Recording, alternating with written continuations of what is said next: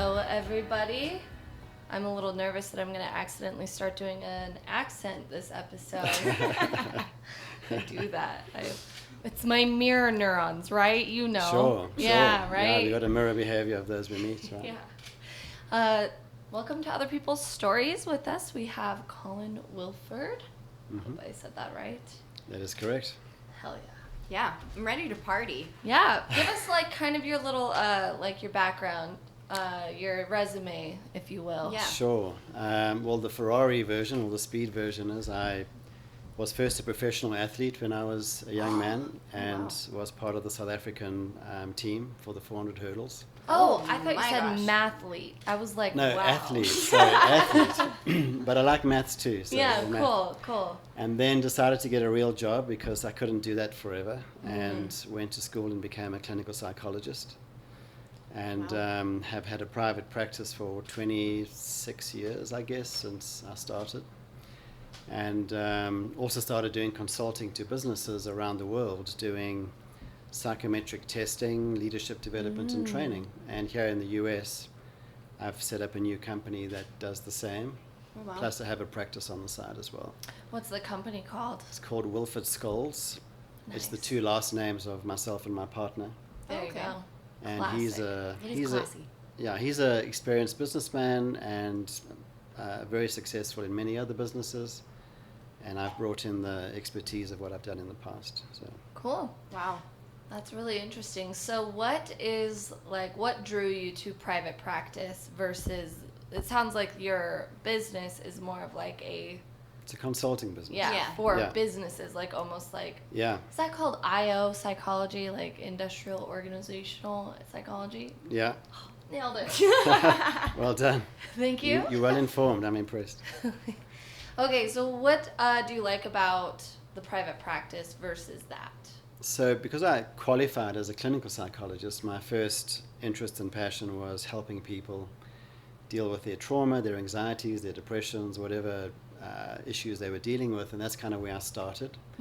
But very quickly realized I also had a passion for leadership and people development and training, and so after a few years of being in private practice, I started doing both, kind of the industrial stuff and the clinical stuff at the same time. Wow. So I still enjoy working with individuals, and that'll never leave me. I'm always going to be concerned about the well-being of others and helping them get to where they need to be. However, there's also an exciting world of business consulting and training people and developing people. And I do all the testing for those companies. So if you want to hire somebody, if you want to see if somebody's the right fit for a certain role, I'm the guy that comes in and designs the assessment process and makes sure that we're getting the right person in the right seat Gotcha. in your company. Interesting. That's actually a very smart way to find the right people to, I don't know, to have that background, to be able to really Sure. hone in on what's actually needed, especially taking into account the people that are already there. It's Yeah. a very interesting way to go about it. And the other aspect of that, which is quite cool, is I do career counseling for students, high school and college students. So through that same assessment process, I can identify both how smart you are, what your passion is, what blows your hair back. I mean, what Yeah. gets you up in the morning, what really excites you, Yeah. and your full personality profile. And that information helps me then compare you to different careers and different job opportunities. Have you ever had to tell someone, like, listen, you're not that smart. You're in the wrong you should probably career. just Don't become a UPS it doctor. up. Well, I had a guy recently who told me that he wants to become a surgeon, and I said, well, look, let's just do an assessment and see if you're on the right track. And he battled to get more than 3 out of 10 for some basic math and reasoning ability. So I said, look, dude, maybe you should consider some other career directions. What would you say to someone, say like me, that has issues with jumping through hoops that I decide I'm not going to do, but I want this illustrious career, but I think the system's rigged and stupid. What would you tell someone like me? What would you tell a millennial? Yeah. Well, I'd always start by saying, let's rather completely assess who you really are. I mean, you have a mask that you wear and you put on different masks for different occasions. Sure. And so I would like to get behind that mask and really understand you as a person. Gotcha. And once I really understood you, then I can answer your question more professionally and more carefully. Oh, this does sound pretty high quality. It does sound high quality. Yeah. I would feel as if I'm a little bit under a microscope, but I guess that's kind of the point. That is the point. Okay, I'm very uncomfortable with that. Please don't know me. Don't ask me personal questions. Well, we have to know ourselves to become masters of ourselves. That's right? very So- true. Very, very true. So what is like the best, I guess, like top 3, if you could condense it down to top 3 questions one could ask themselves to get in touch with the person underneath the masks, like what would those be? You know, when you do certain things like reading or building or creating something, what is it that actually gets you into what we call flow? Mm-hmm. And you might have heard that term before, Yeah. where you just get lost in it for hours and you don't know where the time has gone because you've done it for so long, and it's just so enjoyable and so fun. Typically, when we ask ourselves that question, what do I really enjoy doing? What do I really get passionate about? As I said before, what blows my hair back, And if I can really connect with stuff that I really enjoy doing, then I'm kind of on the right track. And then I have to be realistic about, well, how smart am I? Am I more of a numbers person? Am I more of a language person? There are 7 different types of intelligences.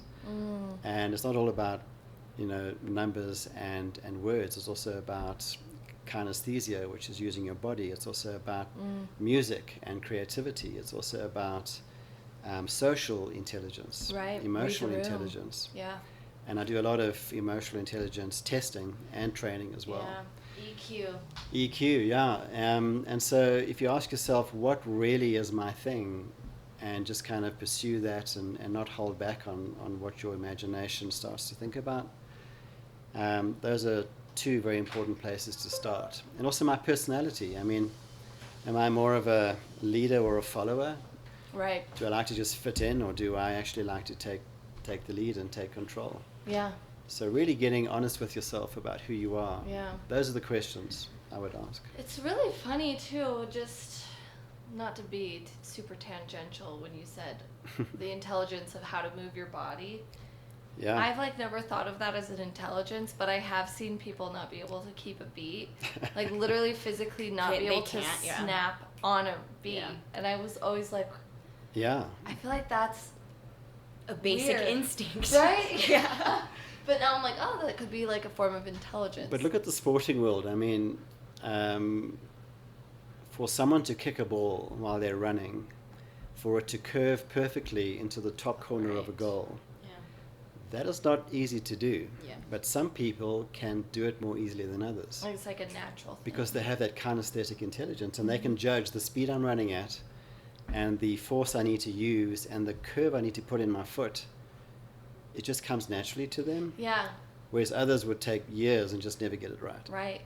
Yeah, it is interesting just because me and my family, we were blessed with that type of intelligence, kind of just natural sporty people. Mm-hmm. Yeah. And that's always been interesting, just Oh wow. being What types able... of sports did you do? Well, I played tennis. Oh, My cool. brother played football and baseball. My dad was really big into baseball and football, baseball types. And the of- coordination of judging the speed of a ball and looking at the curve and hitting it, that is yeah. complex. Mm-hmm. Yeah, it's Yeah. interesting. Because it's something none of us had to learn. We just Yeah. enjoyed doing and then did Yeah. it. But I just thought that was part of I've being never- a human being. I've never broken it down to that point. No, definitely And not. can you dance as well? Is that part of your skill? I can. I mean, I can keep rhythm. I just don't. Let's just say it does not blow my hair back. Okay. It's Okay. not- Cool. I danced for 12 She's a years. dancer. Yeah. Oh wow. So you have that kind of intelligence too. I would love to think that I am intelligent in that manner. So yes, thank you. Yeah, but it's just funny. I never thought of that as I haven't intelligence. either. But the emotional intelligence, that's a really interesting thing that's kind of cool now. People are getting into EQ. And Yeah, it is certainly so important. Yeah, my favorite fun fact about EQ is that it's flexible in that Like, you can really develop it, and the You higher can. your EQ means the more granular your emotional vocabulary is. Like, I like that statement. yeah, and I really liked learning that because then I like set a goal for myself to be like, okay, when I'm feeling something, I want to use like really specific words for my emotional state. Yeah. Sure. So that you can differentiate between just anxiety versus frustration, which Yeah. could be a form of anxiety combined with anger. But Yeah. then what is that anger? Is it Yeah. consternation? Okay, now that's a different type of frustration. Yeah. And then it's like, You have to be more aware of your emotions to actually solve them, and at Yeah. least in You my do. experience. You do. So actually you can break it out into 4 main components. EQ is really about, firstly, understanding what you're feeling. Secondly, what do I do about those feelings constructively and in a very effective manner? Thirdly, how do I understand the emotions of others? And fourthly, can I manage the emotions of others? Mm. So if I can do those 4 things effectively and smartly, then I'm typically more emotionally smart. yeah. And I've got some really cool stories to illustrate that, but if we have time. Oh, we have time because Go I for have a it. question. Actually, maybe a story like relates to this. But when, like, what would you say is a good example of managing the emotions of others? Because sometimes I'll see what I think is people pleasing or coddling. Like, that's like a way people manage other people's emotions. I don't like it. I don't think it's very emotionally smart. I don't like it at all. But then, like, maybe I'm just a dismissive asshole where I'm like, I'm Could not. be both. Could be both. Could I be don't both. know. Maybe. I have a hard time Maybe. coddling people with big feelings, right? Like, if they're very emotional, it's hard. I don't know. So help me understand. What's a good example of Well, that? I'm not sure if coddling is necessarily a good example on its own, but let me share with you a true story which might illustrate what I'm trying to get at. So there was this American martial arts expert who went to Japan for a huge big competition. Mm. And to cut a long story short, he got on the train to get to the competition and on-climbed this very large, drunk, I know Japanese men aren't typically large, but he was a large Japanese guy who was being abusive. And To like a woman? there was a woman sitting on the chairs, and he was knocking over their shopping baskets, and he was really being a threat to a lot of people. And being this hero martial arts expert, he thought, well, I better go and handle this guy. Yeah. So he got up to go and confront him to basically subdue the threat. And this little Japanese old guy stood up and said, "You sit down, let me handle this." Mm. And he basically started to talk to this big man. Within 5 minutes, this big guy was kind of lying on his lap crying because the little guy had the smartness to be able to ask the right questions. Right. Ah, Okay. okay. I like that better. Yes. What is going on? What is upsetting you? You seem very frustrated. I can see you're a nice guy typically, but something is really getting up your nostril. Can we talk about that? Yeah. And the truth came out that he had lost his job, his wife had left him, and he was just really in a bad, dark place. And so he was just on the train, ready to cause trouble. And because the little guy decided to really understand and manage what he was feeling, the other guy wanted to just beat him up, Right, which isn't gonna help. which isn't going to help. No, I that's feel just like gonna it's stop like on the the problem same for a minute. spectrum as people pleasing. A little bit. Like, you know, like it's kind of like Yeah. the 4 F's. I think Fight, fawn.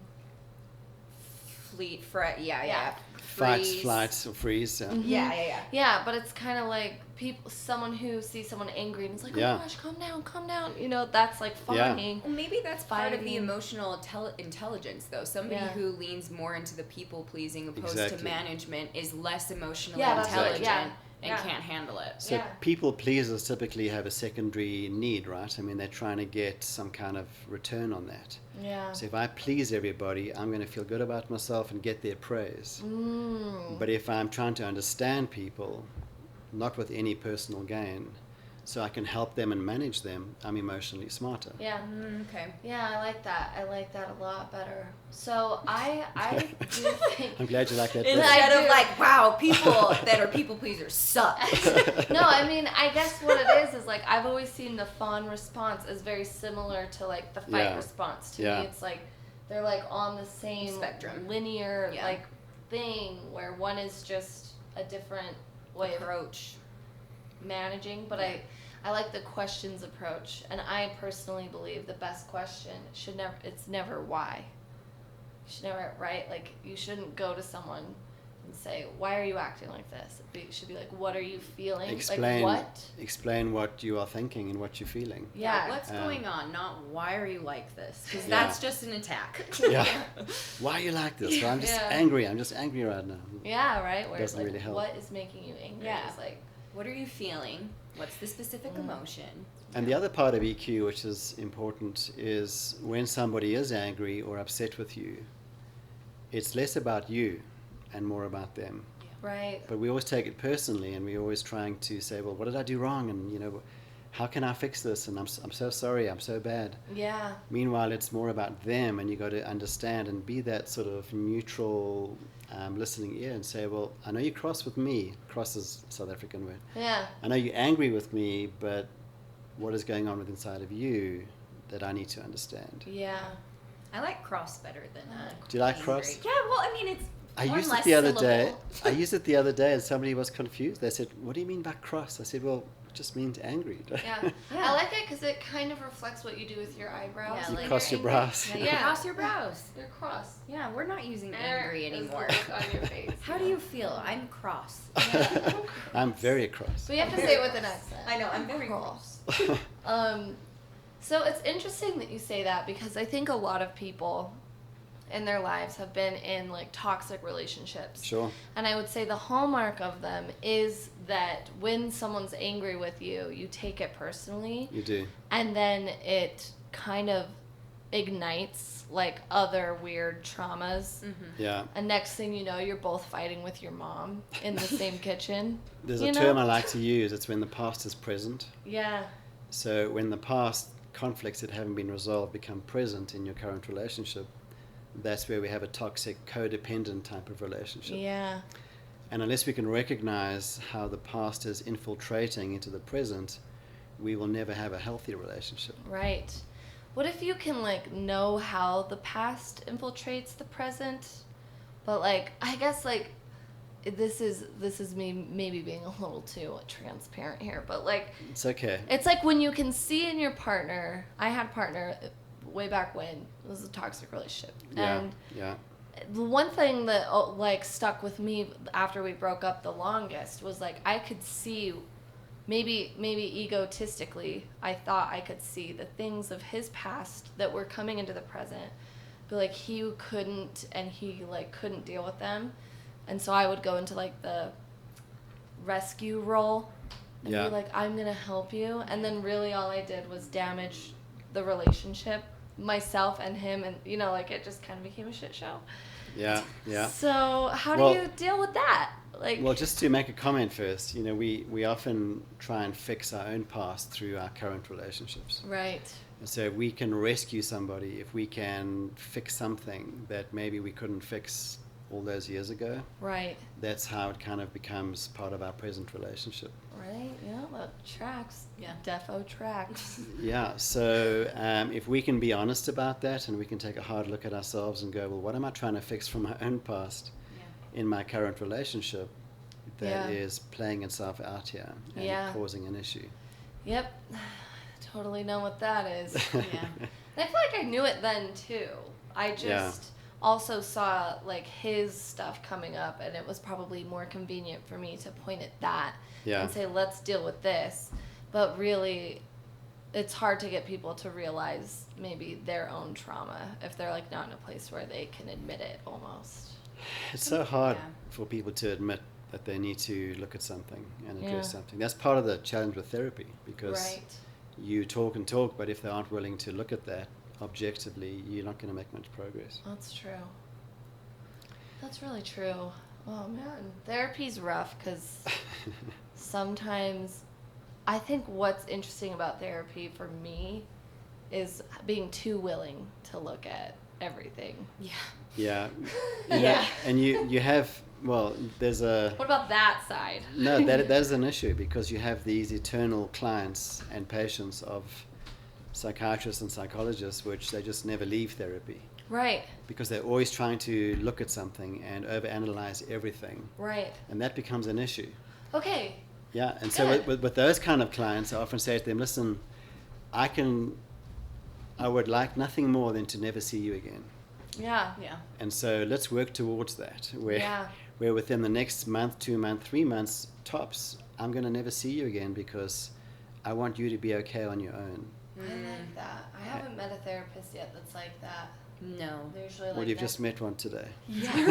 Yay. That's such a refreshing experience. It's because you're trying to take the training wheels off, you know? Exactly, Like, I and- just need someone to take these bad boys Yeah, off. stop piling them on. Like you're like a semi-truck at some point.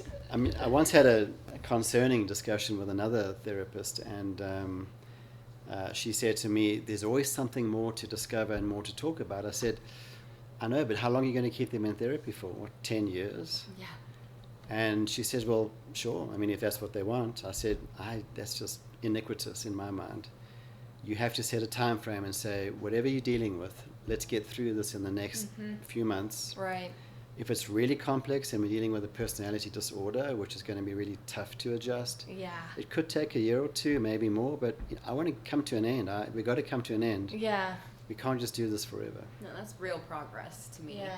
I think You like gotta have a deadline. yeah, you have Yeah. to have a deadline. You do. We've both been in therapy multiple times with multiple therapists, and it's a very common thing where you just kind of sit and they ask you very like generic Yeah. questions. Yeah. I hate And those. exactly, the generic questions, and then at the end of the session you're like, okay, so we didn't do anything, so yeah, I'm gonna be here for the next 15 years Yeah. because Yeah. we didn't do anything. I That's recently quit therapy basically because I was like, I feel like I'm just paying Spinning your $150 Exactly. for a vent For session. somebody just to talk to. And they, Yeah. And they keep saying, carry on. And how do you feel? And it's yes. Mhm. Oh, the how do you feel question Can you- really boils my Can blood.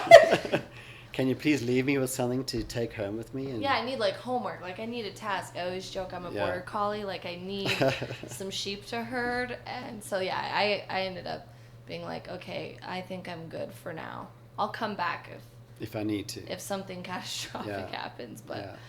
yeah, so you mentioned personality disorders. I love this topic. I love it too. Dig right in.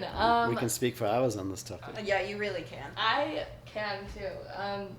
I feel like I should just. No, Lauren, you have a lot of therapy experience as well. Well, I'm bipolar, so my experience, my therapy tends to be very different Sure. than like trauma therapy or Right. something Sure. like that. It's much more focused on managing and coping, and not really. You work through things, but you don't work through things in a way where they're going to go away. Yeah. You work through it in a way to figure out how to make it better next time. Sure. That type of a Sure. situation. Sure. So would you have a deadline, or would you be like I once have a month many check-in? deadlines. I have like a lot of deadlines. But you know what I mean? Like, would you Yeah. like someone like bipolar? Would you do that like 1 year plan or? I mean, I think that's dependent on your disorder, if I could be honest. I think, especially with bipolar disorder, at least what I've found, there are varying degrees. Like bipolar 2, you have people who love their hypomanic episodes. Oh yeah, people who and they hate their perform better hypomanic. when they're hypomanic. Exactly. It's also important to clarify. So a bipolar disorder isn't a personality disorder. Yes, Right. exactly. It's actually one of the clinical syndromes. Exactly. However, there are 11 personality disorders. Ooh, 11. And emotional instability is common to some of them, Right. like your borderline personality, Yes. which is Aren't they misdiagnosed a lot? very often. I'm Very glad often. you picked that up. Yeah. So very often a psychiatrist or a doctor will say, hey, I'm convinced this person's bipolar, meanwhile they're actually borderline. And with time you start to see the differences coming through. But coming back to your question, a borderline person needs to learn how to manage their manic episodes and their depressive episodes. I had a patient who not only was bipolar, but she abused alcohol and opioids and whatever she can get her hands on. She had other addictions as well, like she couldn't help herself when other men were in the room and she had to get involved in them. Wow. and she was married, so her poor husband had to deal with this all the time. Gosh. Sounds like a party. So She sounds like she's living in a very stressed state at all times. So it was a very challenging client to work with. Yeah.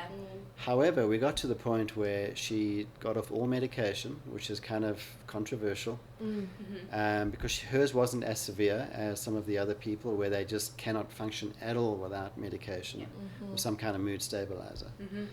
But we got it to a point where she was able to manage and know that I'm being manic right now. How can I use this to my advantage? So in her profession as a chartered accountant, she was a financial guru. She was very smart. And very capable during those manic episodes, and she actually used it to her benefit. And when she became down and depressed and a bit self-destructive, she then obviously took precautions and measures to keep herself safe. Yeah. And so we were able to work with that.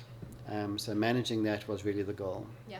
And that's where we got to. And I think that's what it is it's managing. And I think, at least for me, where, you know, you have a deadline, but I feel like at least my deadline moves a lot because there are developments in my disorder that I can't foresee and that come out of nowhere, whether it's something that triggers that I've never experienced before, some new trigger. And so then the deadline moves. But it still is this, you want to get out. Like, you don't want to live in that space forever. Yeah. You just don't. It's exhausting. At least a therapy, weekly therapy or something. Maybe like once a month. check-in. Yeah, check-ins. Like, I have a check-in with my psychiatrist every 6 months. Is that like a med-based thing then? We do both. Okay. But you know, like every 6 months, sometimes when I go to that 6-month checkup, he'll say, you know, I actually want to see you in 2 months or whatever it may be. But it's an assessment kind of a situation. Yeah, but it's not like a regimented every week 1 hour, but which Yeah. is like what I think most people think therapy is. Yeah. Which that's how I did it for a long time, and then went bi-weekly, then monthly, and then I was like, yeah, Sure. I gotta go. Sure. This is an expensive hangout. I got to get out of here. This It's is it's an causing expensive hangout and it's tiring sometimes. causing me more distress financially than anything else. Yeah, so with personality disorders, I find, like, I really am so curious because there's, I think, a couple of things going on. Number one, they're, like, more popular now. So it's like the debate, like, were more people It's a bit having like- disordered personalities? A bit like or- ADD, right? Where every second kid's being diagnosed with ADD, and so Right. you know, now everyone's a narcissist and everyone's Polar. not bipolar. And or every- borderline or whatever it is. and every failed relationship is because of a narcissist. That, right? yeah. Yes. Yeah, so like what is There's like too much terminology at this point. It's like everybody just calm down. right. And it's always women are borderline and men are narcissists. Exactly. It's like so stereotypical gender related, right? I mean, Yeah, it's really interesting, and I read recently about this new theory that codependency, narcissism, and borderline are all like basically the same like wound Yeah. or trauma, like base trauma, and then like just your brain developed different ways to like To protect manage. yourself. To deal with it. Well, interesting that you said that, because at the heart or the core of every narcissist is a very fragile individual that needs affirmation, needs to be built up, that needs to Constant feel praise. important, that needs to feel like they are special. And so narcissism is one of the outward displays of, I need to be in control, I need to be right, I need to be the one who makes all the decisions, and I need to be the one who feels like I'm the most important. Right. Whereas a borderline is emotionally also very needy, and I need to feel secure, I need to feel safe, Right. and they have a deep fear of abandonment. Right. Yeah. Do they both, or mostly the borderline? Mostly the borderline has this very deep sense of abandonment. And so that's why they will do all they can to have somebody stay in their lives. But the funny thing is, they also then destroy relationships. Right. Yeah. Oh, They're yeah. So chaos it's agents. like, I hate you, but never leave me. Right. I'm so angry with you, I never want to see you again, but Don't leave. but I love you, don't leave. Yeah. Yeah. And they keep sending these conflicting messages to people, and it's just so hard to keep up with. It's very confusing. Yeah, It's very confusing. Yeah. it is. I think both of us have had, I mean, I know more people that I would say are BPD than I would classify as narcissists or whatever it may be. But it is something that easily wires are crossed. Sure. And I feel like, I don't know, do you think that when somebody who isn't BPD, or if you're in a relationship with somebody who is a narcissist or has BPD or whatever it is, do you find that it is harder for, sorry. No, man. Oh, okay, good. I thought it was somebody else. I'll cut that out. What was I saying? That scared me. I don't know why. I don't. So when you're in a relationship with a narcissist or BPD yes. When person. you're in a relationship with somebody who is a narcissist or has BPD, and they're doing this like push and pull Yeah. constantly, do you think that they are at the same time performing some type of self-abuse because they're watching what they're doing to their people? Do you think do they have that thought process? So the borderline typically sabotages their own happiness. So if that answers your question, yes. I mean, it's almost like I'm not deserving of a happy, normal relationship, so I'm going to push you away. I'm going to possibly try and break up with you before you break up with me, Right. because I'm just not worthy of someone like you. Mm-hmm. But then, hey, why are you leaving me? Why are you walking out the door? Please come back. Yeah. I need you. I can't live without you. Yeah. And so there's this push-pull and this self-sabotaging sort of process going on. Self-sabotage. That's a better way of Yeah. saying it. Self-sabotage. Yeah, it's interesting because so I have, like, in my childhood grew up with a narcissistic parent, Yeah. and it was great. They were diagnosed twice, but it was a lie. And so it was interesting because I think me and my sister at least started kind of looking into that, and then Yeah. it was interesting because I then have dated what my therapist labeled, I say it because she didn't see him directly, or did she? We don't know. It's like there's like this whole drama. Like she was like, oh, I think I know the guy you're seeing, and you gotta Yeah. get away from him. Yeah. And then she couldn't disclose how she knew him. Yeah. But then it was like, this is terrible. This This is like is the worst thing Conflict ever. of interest. So then I asked him, like, how do you know this therapist? And he was like, Yeah. anyway, he didn't know her either, but neither, I don't know. So it was really weird. But anyway, long story short, like I realized, okay, I'm dealing with my mom's stuff. That's why I attracted this guy. And what was really interesting is realizing, like, I don't know, I don't believe they know what they're doing. Like, when they're being manipulative or abusive in whatever capacity that means for them. And I think it changes depending on who you're dealing with, you know, like no Yeah. narcissist is probably the same. I realize, like, Well, I don't think they know what they're doing. Sure. There's an interesting comment you made, which I want to comment on and come back to your latter comment. It's the whole law of attraction. Mm-hmm. You know, when you line up 10 people who more or less look the same, we tend to be attracted to certain individuals, and we're not sure why. Mm-hmm. And the theory is that we're often attracted to people that may display stuff that we haven't fixed yet in ourselves. Right, yeah. Yeah. And so we just feel this connection, and we feel somehow there's an emotional pull towards that person. They're as attractive or as not attractive as the next person, but we just feel this connection. Right, And so we also have to be honest about why we're attracted to certain people. yeah. You know, it's like the one you mentioned earlier, the one who always has to rescue and save and help somebody else. Right, Why do you always end up with a problem that you're trying to fix? right. Anyway, so that's a comment I just wanted to make. Yeah, it's true though. But the other valid statement you made was, you know, is a narcissist the same in different relationships? Well, this is what I found. When they're with a partner, and they tend to seek out partners who are more dependent, submissive, and will always kind of do what they're told. Mm-hmm. Then their narcissism just becomes worse because I have control of this person. When they get kickback, when they get somebody who is brave enough to stand up and say, hey, I'm not putting up with your Yeah. with your nonsense, I'm not putting up with your crap, I am taking a stand here.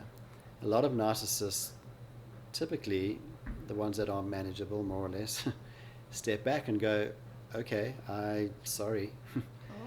And so they may actually be less manipulative and less controlling because deep down inside, they also want to be accepted, and they also Right. want to be validated. There's so So- human in there. Yeah, but obviously the very extreme ones that are more your, antisocial, potential serial killer type, Yeah, like the dark trait. those are very tough, and they will just leave that relationship because you don't stand up to me. Mm-hmm. I'm in control. Yeah. So now that you are getting a backbone, I don't need you in my life. Right. Yeah.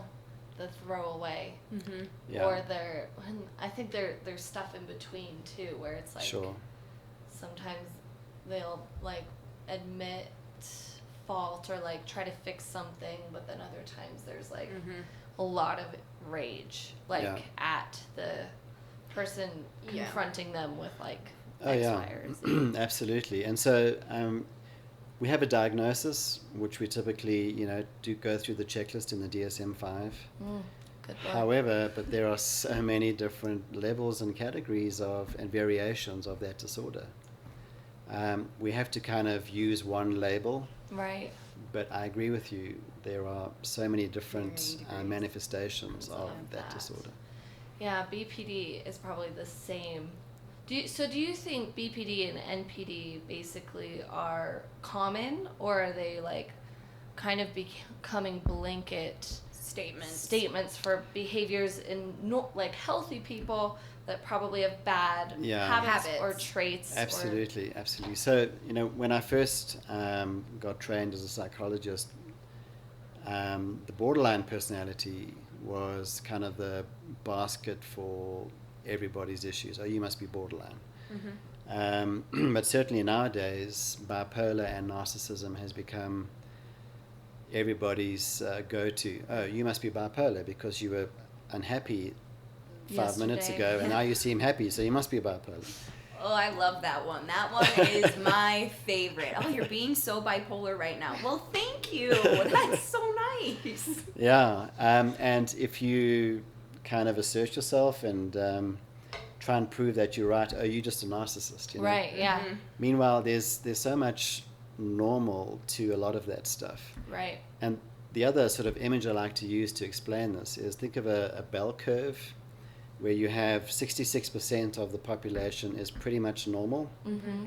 and 17% on either side to make up 34% is touching on, I have a few idiosyncrasies and issues that could be classed as a bit abnormal, Mm-hmm. but it's how long do we get stuck there for? Oh, okay. Okay. We all go into that realm. We all become a little bit antisocial. We all become a little bit hypermanic. We all become a little bit weird. We all become a little bit Right. odd. But do we stay there forever, or do we come back? Oh, I like that. And so if you just think of that curve, you can play around there for a little bit if you want to, Kinda be like- but just come back, Like, where's my weirdest traits? Yeah. How long do I stay weird? Yeah, and we're allowed to be weird. Always. We're allowed to be weird for a little bit. Yeah, things can get a little weird. Come on, I mean, do you we're really, just human. You don't learn anything unless you go through that. I don't No. feel like. Yeah, you Yeah. have to be kind of weird to be alive. You have to be weird to be cool. Yeah, I It's true. agree. Yeah. Otherwise, interesting. you're just normal and not noticeable. So. Yeah, and Yeah. not noticeable. That's like, oh, I want to use that against people. You are not noticeable. That is so mean. That's like Nobody's noticing you, so feeling so narcissistic right now. know. it's okay. Interesting. Like, okay, so you said, well, we've discussed there are varying degrees of narcissism, and then you have the people who can take a step back and be like, you're right, that wasn't cool, I won't do that. Mm-hmm. But then you have the crazy ones, I shouldn't say crazy, the extreme who, Yeah. really don't know how to, tamp themselves down. How do you treat someone It's like the that? Yeah. it's the real hardcore ones. Yeah, like, Yeah. how do you treat How that? do you treat narcissism? I Well, thought it was untreatable. Well, sadly, the success rate with your hardcore narcissist is very low.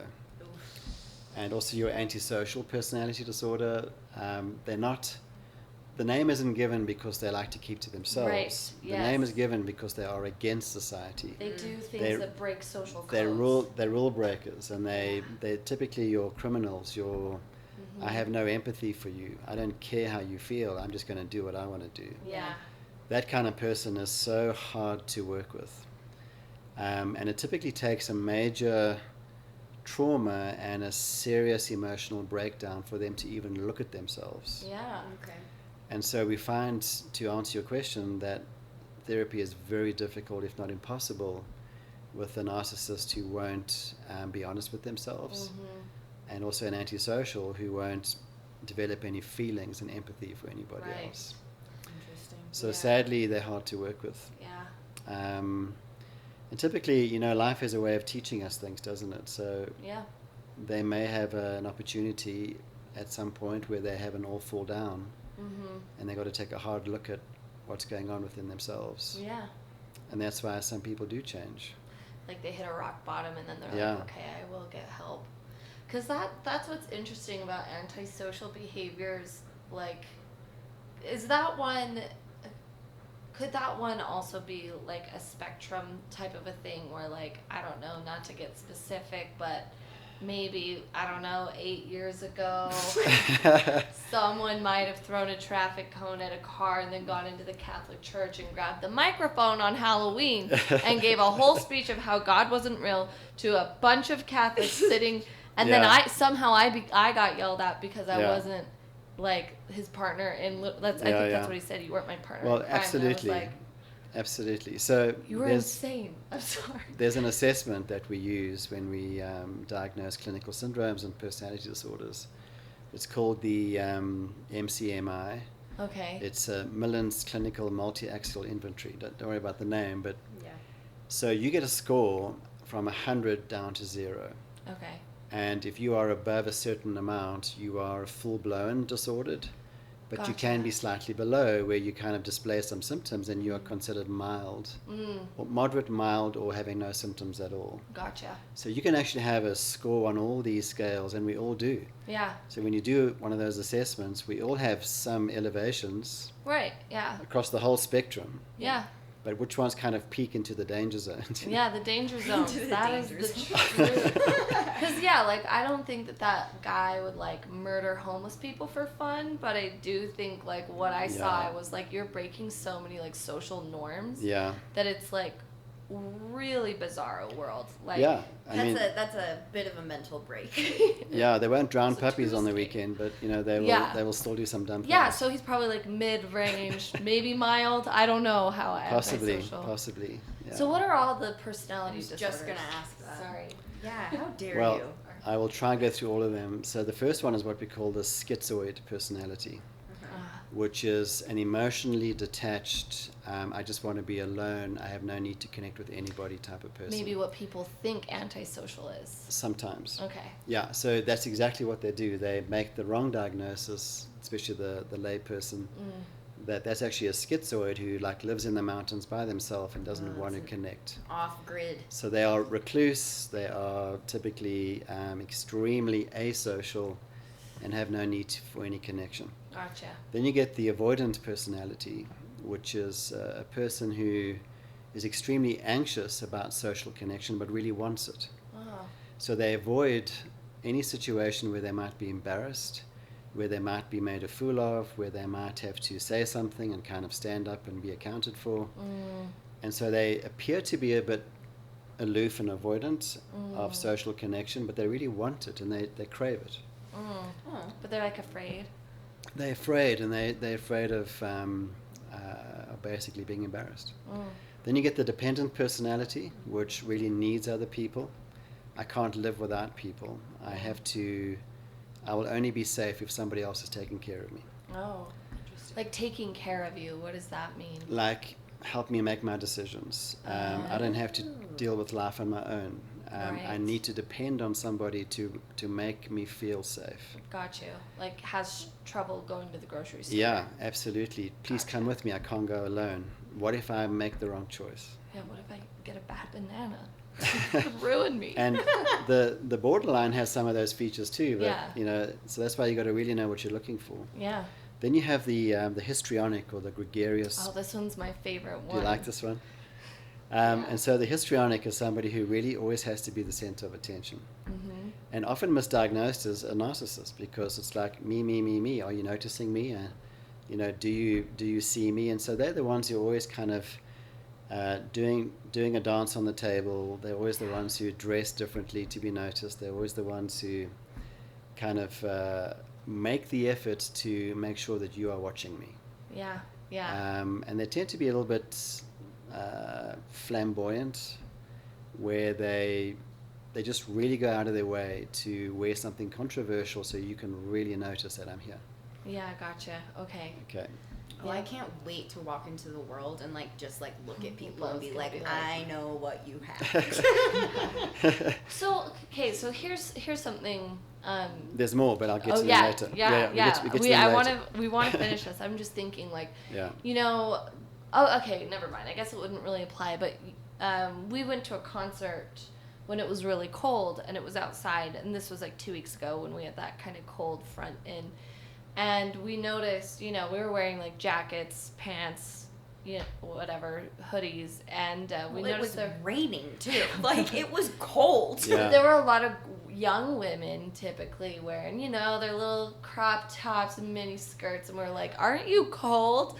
But that wouldn't be necessarily histrionic because there's more than one. There's more than one, and it's the fashion, and it's kind of, that's what they think they need to be dressed like to be mating. Yeah, to be connecting, mating, to be noticed by other people, and that's normal, right? But because it fits into that space, it wouldn't be histrionic. So the way we typically how do you even find how do you hone in on that? Well, maybe this will answer the question.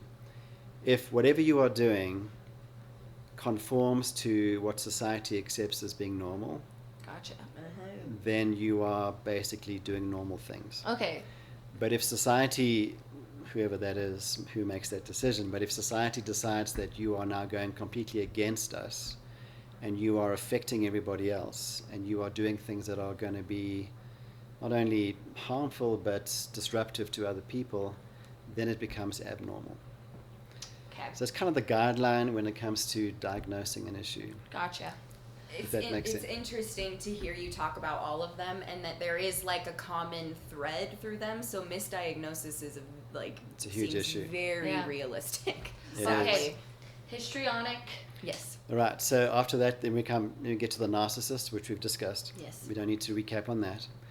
Then you get the antisocial, which we've kind of touched upon too. Right. Then you get the compulsive personality disorder. Mm. The compulsive very often looks like an obsessive compulsive. Okay. Oh. So I do know this one. A typical OCD or obsessive compulsive disorder is somebody who washes their hands 100 times. I mean, COVID is just... to prevent the death of their child or something. Exactly. Or they do their buttons 5 times because it's got to be a certain order and a certain cadence or rhythm, otherwise I just can't get dressed. Mm-hmm. And they were considered in the past to be the germaphobes because they always believed that there was a virus, on everything that you touch. Mm-hmm. And as I joked earlier, COVID has completely validated what they've always been saying. Yeah. And so it's kind of an interesting challenge right now when you're trying to tell an OCD person, don't wash your hands, it's fine. Yeah, they're like, what? I got it. Hello, the CDC said I must wash my hands. The whole world's telling you to wash them multiple times a day. Yeah. So the compulsive personality is slightly different. They're not your typical OCD, but they are somebody who likes to be ordered, structured, neat. They follow processes, they like to follow rituals, and they are extremely... methodical, so they have to go through a process in order to be successful in their mind. And so they're always keeping everything neat and orderly and sort of controlled. Gotcha. So much so that it becomes an issue for other people. Right, because their kid sneezes on the counter and they're like, you just ruined the whole thing. And then they have to start over. Exactly. Oh, that sounds horrible. And then very quickly you have the passive aggressive, which is the negative. Everything is a problem. So the typical feature of a passive aggressive person is they're always saying, but. Thank you for buying me that item of clothing, but it's not really my color. Well, the but, it just discounts everything you said prior to it. Yeah, and they're typically always late for important commitments because they're being passive aggressive, right? Oh, that's like a power move? Yeah, it's like, I don't want to conform to you being in control, so I'll just come 5 minutes late. Oh. I just am late because I have a hard time focusing all the time. Yeah, there's a lot more to it. But, Yeah, they have but to think more. a passive aggressive is just known as the negativistic person. Mm. And then you get the, this is a fun one. Well, we know the borderline, that's the other one. We've already discussed borderline. Mm-hmm. Emotional roller coaster, very unstable emotionally. Right. Then you get the schizotypal personality disorder. These are the people that are just very weird, odd, and eccentric. Oh, okay. Where they will walk around with a trash can lid on their head so the alien radar doesn't pick them up. Oh, okay, but it's not schizophrenic. It's not schizophrenia. Okay. That's different. They just have these very odd beliefs. Oh. And there's a thing we call ideas of reference, where they walk down a corridor or a passage, and if they see a door of a hotel room slightly open, their meaning or interpretation is, they know I'm coming, they've invited me to lunch, I better go in there and join them. Wow. It's like, That's hang on, how did you get from here to there? But that's how they think. so fascinating. That would be a stressful friend to have. Anyway. That would be. Yeah. So those are the all 11, basically, in a nutshell. So this is maybe a very naive question. Yeah. What would happen if somebody was diagnosed with all of those? Like, can you be all? Can you be? I mean, I'm guessing you can be multiple. Can you? So you? you can. So when we Okay. when we diagnose people, we have a primary diagnosis.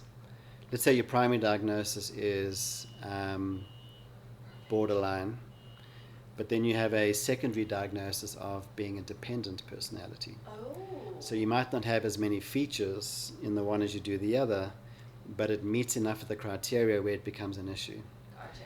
So every doctor tries to narrow it down to one because it's easier to work with one. Right. But you certainly can have elevations in more than one. Yeah, that's really fascinating.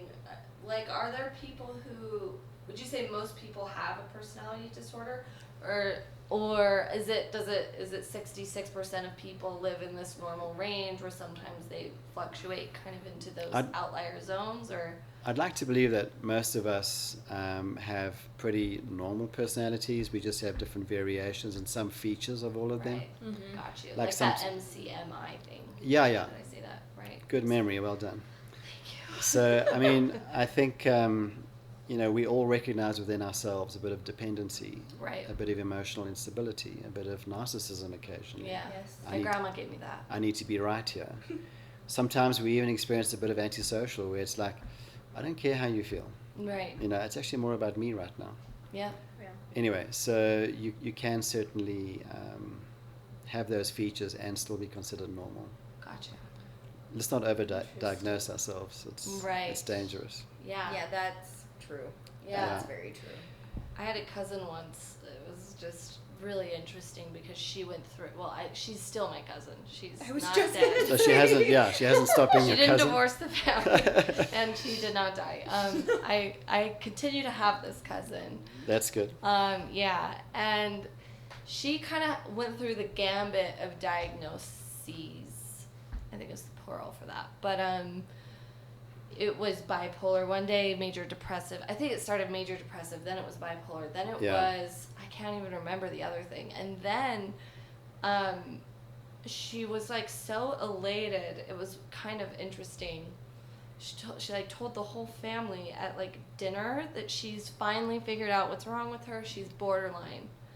And it was like this. And this was a public announcement. Yeah, and she's very. That's very histrionic, isn't it? Well, that's kind of, yeah, like a little bit. Yeah, that's like a. So I think we might have been wrong. It's like, hey everybody, I've got my diagnosis down. I want you all to be part of this. Yeah, everybody look. And it was funny because I looked at my aunt, and I was like, "Is that Yeah. I don't know. I can't be happy for you. Yeah. Like, this is a long road ahead. Yeah. Yeah, like this is scary. She was kind of like, what? Kind of confused. Well, and if you go through that relief process of, oh my gosh, somebody actually, like, we figured it out, you usually go through that relief process alone. You like, do. I feel like it would You also do. be Or with kind of somebody that's grieving. important to you. Yeah, exactly. Yeah. But not the whole world. Like, can you imagine if I walked into somewhere and I was like, hey guys, Finally figured we it out. figured it out. Like, yeah.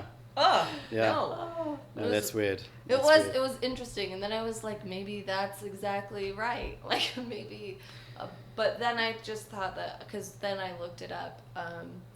And that's kind of where the first time I was exposed to it was that. And I was surprised because I thought like a hallmark of it was like not wanting to be corrected or like not wanting to like a hallmark of a borderline, according to WebMD, was like if you said, hey, you left the dishwasher unloaded or clean and I wish you had unloaded it, they would like have a come apart because they do. You're like attacking my core being. And they become very self-destructive and often think of suicide. Over stuff like cutting that. themselves or some kind of self.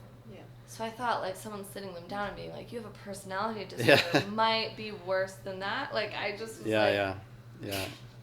I feel like this would be not good for you to hear, but no, I don't absolutely. know. Absolutely. It has to be just relief if she went through all of that. Maybe.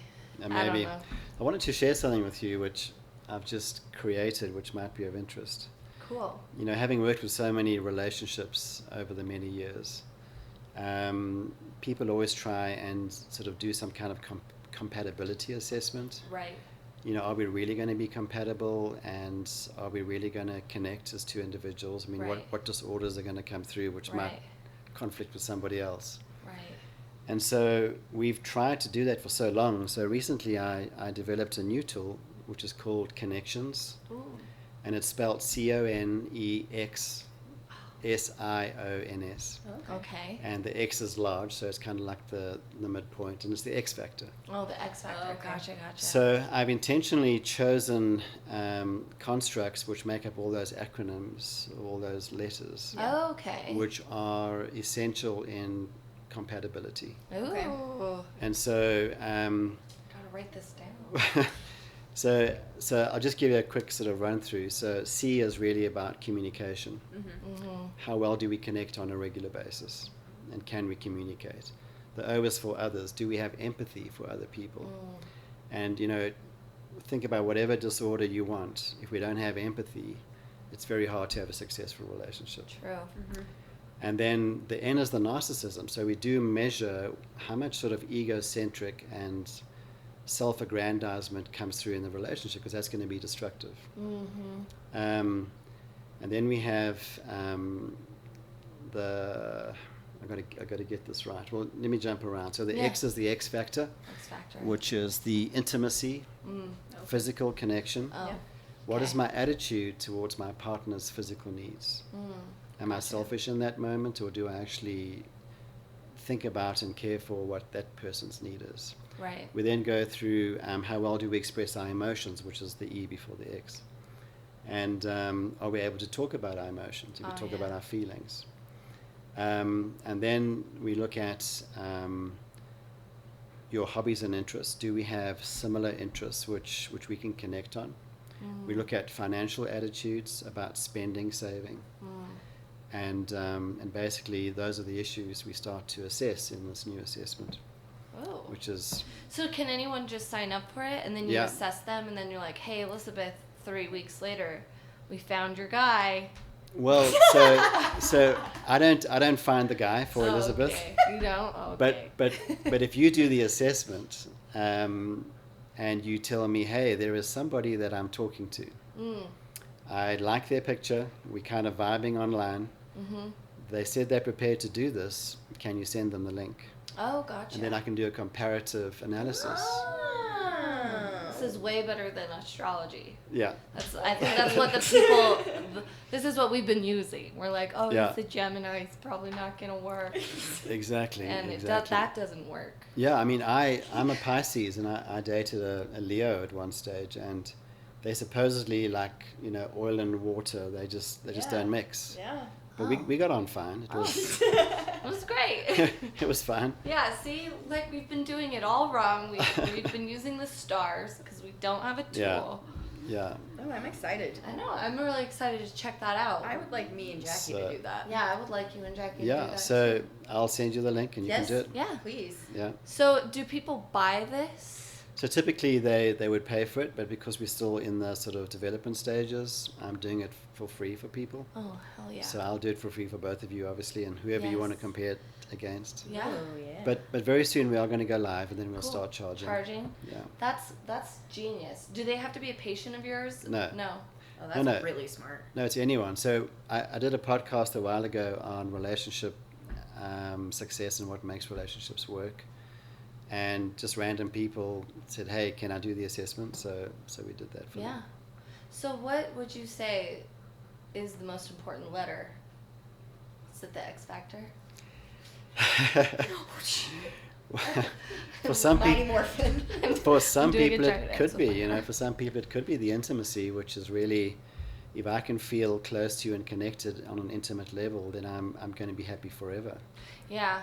You know, so it all depends on the individual. I can't say which one is more important. Oh, for 'cause me, you- all 10 are important. Got you. And so all 10 have to be there for a relationship to really work well. Mm-hmm. But one will probably resonate more with that person as Yeah. far as like how they connect with their love languages, you know? Yeah, and the last one, in terms of the connections, is actually spiritual. So, Oh. what is my attitudes about spiritual things? Am I spiritually aware? Do I Yeah. think that's important for me, or am I not? And so, Yeah. there's one couple I assessed. They both got very low scores on that, but that was fine because Yeah. to them, that wasn't important in their lives. Right. So they were happy. It's like, yeah. well, I don't that care. that would be like an indication of like parity Yeah. with them. But if somebody is very high and somebody's very low, we got to talk about this. Yeah, that would be a problem. And how's that going to work? Yeah. I dated a guy once that was like trying to leave Mormonism, and it Yeah. wasn't like super. It wasn't like a clean breakup. It was Yeah. a messy breakup with that faith, and Yeah. that was we didn't work out because I was just like, I am tired of hearing about how maybe you might go to church this week. Like, I'm really giving you a lot and I can't give you that. but it's interesting. People, Yeah. you do have to align in a lot of things, or pick things that you're okay not aligning in. Yeah. You know. Have you ever done this with friendships? Of course. Well, the difficulty with a friendship is I mean, the X Factor. we can't talk about the X factor because, I mean, you can't have friends with benefits all the time. So you got. Yeah, that would be interesting. Way to live your life. That would be. So for friendships, I typically would choose a different assessment. Maybe the EQI one. So how emotionally smart am I in terms of this managing this friendship? So I'd use a different test for that. But Interesting. when it comes to closer, potentially intimate relationships, then I'll do the connections assessment. I'm excited to do this Sure. for myself. So on the friendship alignment thing, would you say like you would be, because Lo and I are very close friends. Mm-hmm. It's a pretty easy friendship Yeah. thing we have going on. Yeah. I think it's pretty seamless. It is, It's yeah. pretty- There really isn't a lot of thought process that goes into it. Yeah, like we resolve conflict very well, very Yep. quickly, very Yeah. healthily. But then there are some friends that are harder than others. Would that be like maybe they're more emotionally intelligent than me, and that's a problem? Like, would that be like an emotionally intelligence incongruence within the friendship?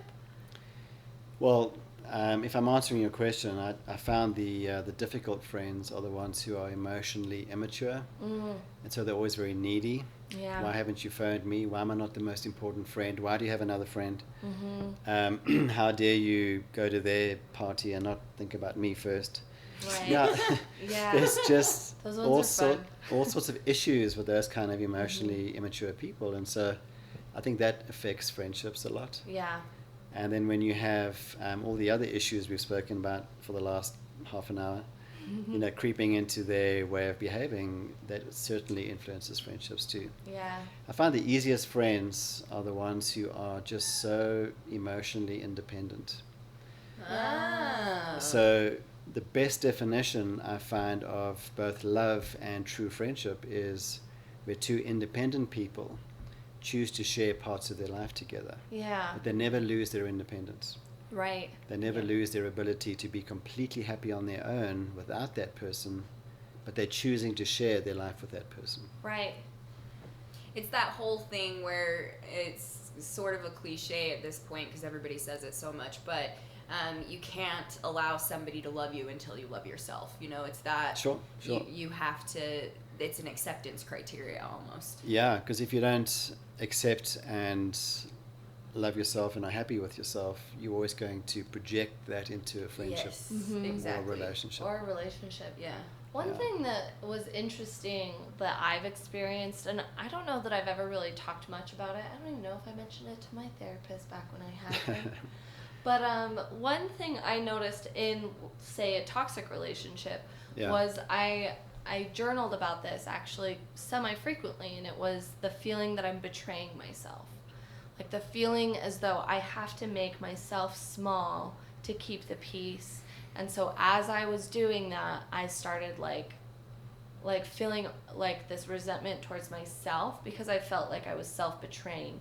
And then it almost became an internal battle where there were moments where maybe my reaction was way higher than it needed to be because I was trying to keep the peace so much and diminishing myself so much that there was like one moment of like extreme principle, you know, where I was like, I'm not going to budge on this, and I'm going to be the most stubborn mule on the planet to preserve self-respect almost. I don't know. Is that like, I guess, is that even a question? It could be, because what I'm picking up is that you aren't being true to who you really are and what you're thinking and feeling. Right. And so you would rather shift and adjust who you really are to kind of keep the peace and to make sure that this person's going to be okay. But in that sort of self-denial, you are just building up resentment and anger. Mm-hmm. I mean, I think from an outside perspective, watching you kind of go through this like relationship or whatever it was, that I think to that point, there's almost like this self-sabotage that you were unknowingly doing for a while. But I think it was, I guess I remember what my question really was I felt like I was an independent person, but like there was this layer of me that was codependent. And they were battling. Like my independent me and my codependent me were in a fight. Having a tug of war. Yeah. And then sometimes my independent self would win, and then it would like, and then it would spiral for you thinking like, I didn't protect myself enough, or I didn't do this enough. Like, why did I ever be codependent? That was stupid. Yes. Well, a part of you felt you needed to rather placate what they were needing, and so you just had a need emotionally to do that. Yeah, so working on being a totally independent human being, it's not always easy. I think sometimes when you're with someone, it's easy to like... It's easy to lose yourself in that relationship, and you start moving parallel to one another to kind of survive, and in that you are taking one another's weight sometimes if something's going on, and sometimes, at least in my experience, that weight can sometimes stay with one person instead of that other person taking it back, and allowing that one person to be independent, or vice versa. Right. Absolutely. And so I'm definitely not saying that you've got to have this sort of parallel existence completely. So you do have to obviously connect and share and have like codependent moments. I mean, it's because it's normal, right? I mean, it's normal to need that person's love and affection. It's normal to need their approval.